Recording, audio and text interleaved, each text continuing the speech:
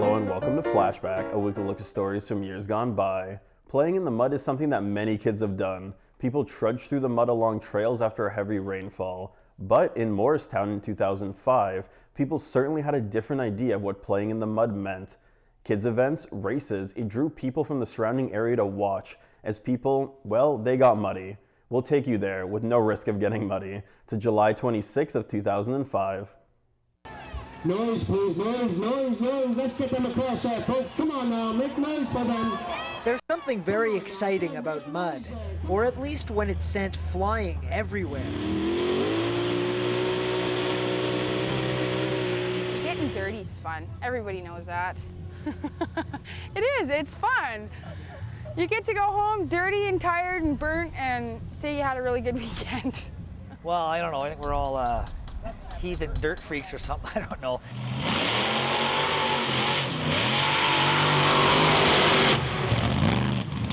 The mud-slinging fun on this weekend was in Morristown. Many of the 50 trucks taking part were local, but some of the more experienced racers came from all over BC, and they came to test out the Northwest's mud. One thing about the mud, though, it's not like it's you can never tell what it's going to be. Each town is different. It's a different days, different weather. A different guy's making it. One town's made out of sand. One town's made out of clay. Some guys brought in peat over here. Some guys got a lot of gravel in his. It's always different. You can never know, and so it's really a great equalizer. And it's a challenge. It's a challenge that one of Morristown's organizers has taken up himself. He also has his own truck in the race. The driving is an adrenaline rush. It gets into you. It's something, now that I've done it, I don't think I could go without it.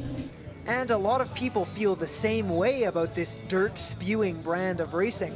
The number of competitors grew in a big way this year, and so did the crowd. Some of the racers say mud bog racing is on the rise in Canada. It's been around longer than people realize, for sure, and it's taken years and years and years to get out of the bush, like for people to look at it and accept it as, as somewhat organized, somewhat professional, and guys are taking this very seriously. They're spending all their money and all their time, and we're not in the bush here. The sport may be slowly mainstreaming. BC has its own mud racing circuit, much like rodeo and drag racing. Some drivers spend tens of thousands of dollars on their machines, and depending on the prize, it can be tough to break even. Some weekends we have hard luck, and this weekend we're doing pretty good. I think we got third place. So, and every race is different. Some people have lots of prize money and others don't. Morristown's race is still very new. This is only its second year, but the organizers have big plans for the event.